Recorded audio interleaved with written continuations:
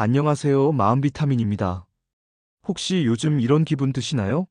아침에 일어나기 싫고, 하루 종일 피곤하고, 예전에 좋아했던 일들도 재미없게 느껴지고, 작은 일에도 화가 나고, 이런 증상들이 계속된다면 번아웃일 가능성이 높아요. 번아웃은 단순한 피로가 아니에요. 정신적, 감정적, 신체적 에너지가 모두 고갈된 상태예요. 하지만 걱정하지 마세요. 번아웃은 회복할 수 있어요. 오늘은 번아웃에서 완전히 벗어날 수 있는 6단계 회복 방법을 알려드릴게요. 지금 힘드시더라도 이 과정을 따라하시면 분명히 다시 활력을 찾으실 수 있을 거예요. 먼저 번아웃을 정확히 이해해 보겠습니다. 번아웃은 WHO에서 정식 질병으로 인정한 현상이에요. 장기간 지속된 스트레스로 인해 몸과 마음이 한계에 도달한 상태죠. 주요 증상은 세 가지예요. 첫째, 감정적 소진으로 더 이상 에너지가 없는 상태. 둘째, 냉소주의로 일이나 사람들에 대해 무관심해지는 것. 셋째, 성취감 감소로 자신이 무능하다고 느끼는 것. 이런 증상들이 몇 주 이상 지속된다면 번아웃이에요. 중요한 건 이게 여러분의 잘못이 아니라는 거예요. 열심히 살다 보면 누구에게나 올 수 있는 자연스러운 반응이에요. 첫 번째 단계는 번아웃 인정하고 받아들이기입니다. 많은 분들이 조금만 더 버티면 괜찮아질 거야 라고 생각해요. 하지만 번아웃 상태에서 더 버티면 상황만 악화돼요. 마치 다친 다리로 계속 뛰는 것과 같아요. 먼저 지금 내가 번아웃 상태구나 라고 인정하세요. 이건 실패가 아니에요.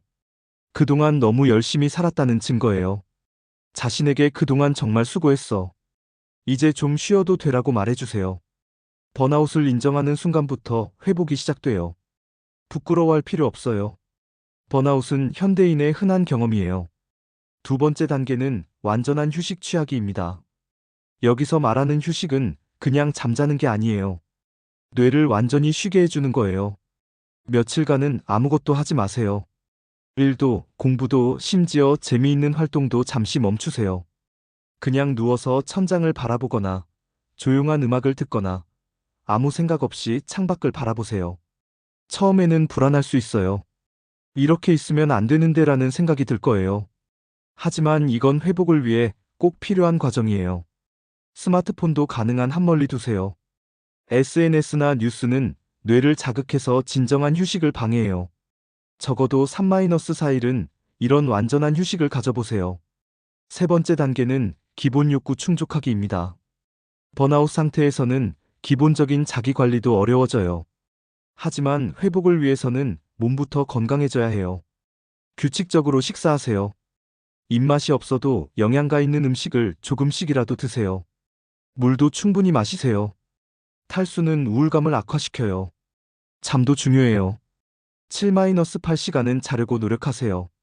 잠이 안 온다면 침실을 어둡게 하고 따뜻한 물로 샤워를 해보세요. 가벼운 운동도 도움이 돼요. 격렬한 운동 말고 10분 정도 산책이나 스트레칭만 해도 좋아요. 이런 기본적인 돌봄이 회복의 토대가 돼요. 네 번째 단계는 감정 정리하기입니다. 번아웃은 감정이 꼬인 상태예요. 분노, 실망, 무력감, 슬픔 등 복잡한 감정들이 뒤섞여 있어요. 이런 감정들을 정리해야 해요. 일기를 써보세요. 오늘 나는 어떤 기분이었을까? 무엇 때문에 힘들었을까? 어떤 상황에서 스트레스를 받았을까? 이런 질문들에 답해보세요. 글쓰기가 어렵다면 음성 녹음이나 그림으로 표현해도 좋아요. 중요한 건 감정을 밖으로 표현하는 거예요.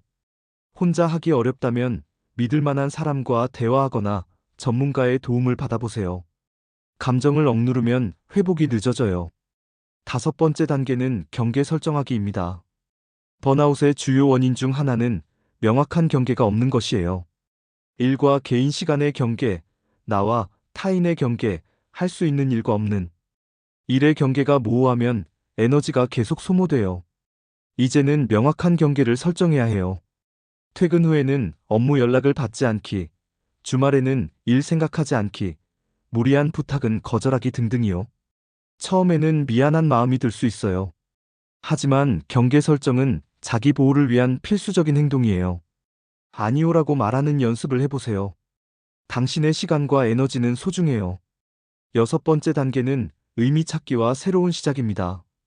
어느 정도 회복됐다면 이제 앞으로 어떻게 살아갈지 생각해 볼 시간이에요. 번아웃을 겪기 전과 똑같이 살면 똑같은 상황이 반복될 수 있어요. 내게 정말 중요한 것은 무엇일까? 어떤 일을 할 때 행복했을까? 어떤 가치를 가지고 살고 싶을까? 이런 질문들에 답해 보세요.